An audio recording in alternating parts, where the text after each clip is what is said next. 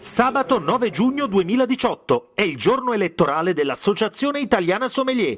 I soci aventi diritto al voto sono chiamati a eleggere 9 componenti del Consiglio nazionale, 3 revisori legali, 22 presidenti delle associazioni regionali o territoriali con i relativi consiglieri collegati, i membri dei 22 organi di controllo e 141 consiglieri su base di delegazione. In un secondo momento, nel proprio ambito, il Consiglio nazionale eleggerà presidente nazionale e vicepresidente nazionale dell'AIS.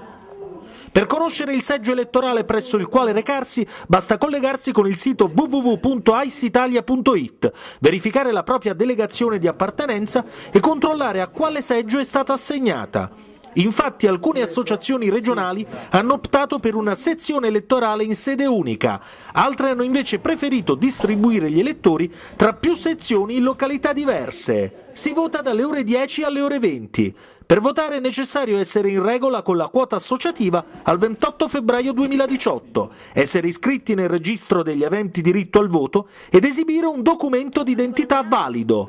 Gli elettori minorenni potranno esercitare il loro diritto al voto tramite il titolare della responsabilità genitoriale, che dovrà esibire un documento d'identità e la dichiarazione di responsabilità genitoriale secondo il modulo presente su www.aisitalia.it. Ogni elettore riceverà 3 schede di colore diverso. La prima, di colore verde, serve a eleggere 9 componenti del Consiglio nazionale dell'Associazione Italiana Sommelier. L'elettore potrà porre una croce sul quadratino relativo al nominativo del candidato scelto, già stampato sulla scheda. Si possono esprimere 9 preferenze al massimo, quindi non più di 9 croci. Nella parte bassa della scheda ci sono i nominativi dei candidati alla carica di revisore legale nazionale.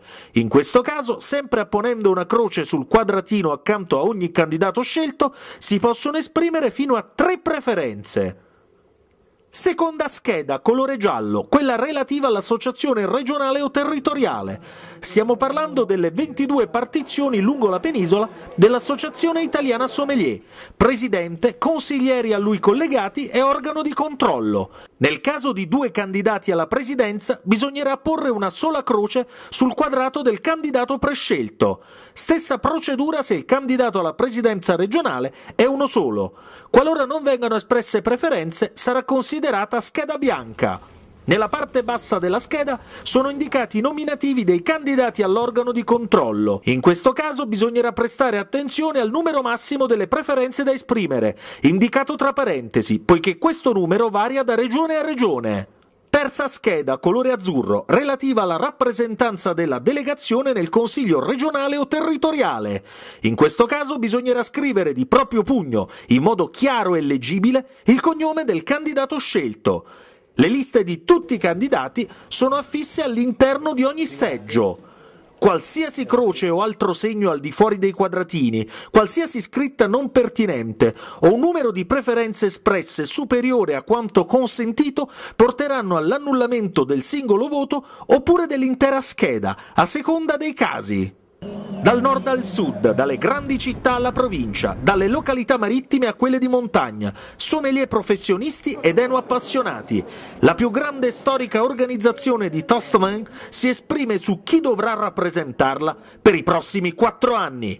Buon voto, Associazione Italiana Sommelier!